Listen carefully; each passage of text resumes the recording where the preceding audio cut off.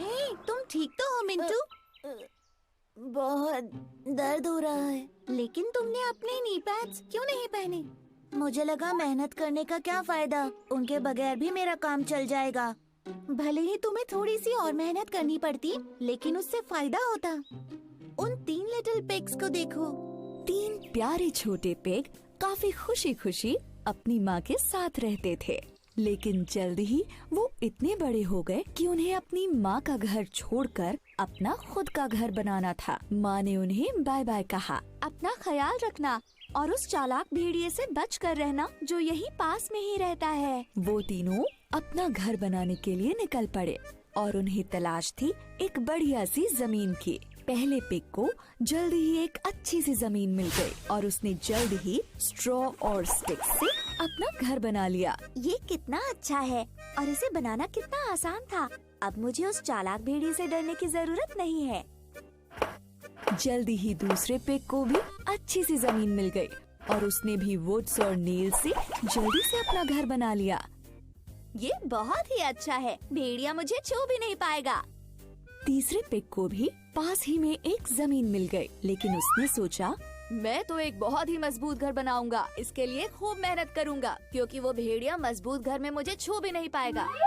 तो तीसरे पिग ने खूब मेहनत की और ब्रिक और मोर्टर से एक पक्का और मजबूत घर बनाया।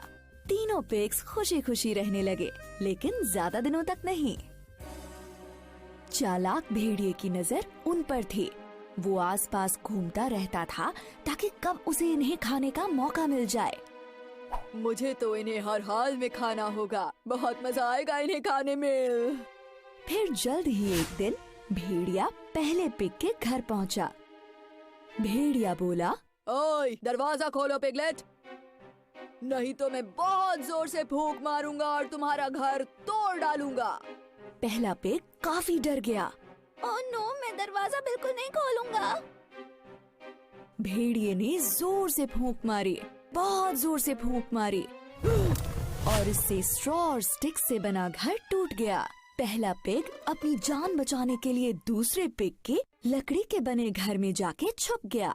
जल्द ही चालाक भेड़िया दूसरे पिग के घर पहुंच गया और वहां जाकर उसने जोर से बोला, दरवाजा खोलो पिगलेट्स, नहीं तो मैं इतनी जोर से फूंक मारूंगा कि तुम्हारा घर टूट जाएगा। दोनों लिटिल पिग्स काफी डर गए। ओह नो, हमें दरवाजा नहीं खोलना चाहिए। चालाक भेड़िए ने फूंक मारी और जोर से मारी, इतनी जोर से मारी कि लकड़ी का बना वो घर टुकड़े टुकड़े हो गया। बुरी तरह से डरे हुए दोनों पिग्स अपनी जान बचाने के लिए तीसरे पिग के घर में आ पहुँचे, जो ब्रिक और मोटर से बना था। जल्द ही वो चालाक भेड़िया तीसरे पिग के घर भी आ पहुँचा। दरवाजा खोलो पिगलेट्स, नहीं तो मैं तुम्हारे घर को फूंक मार के उड़ा दूंगा।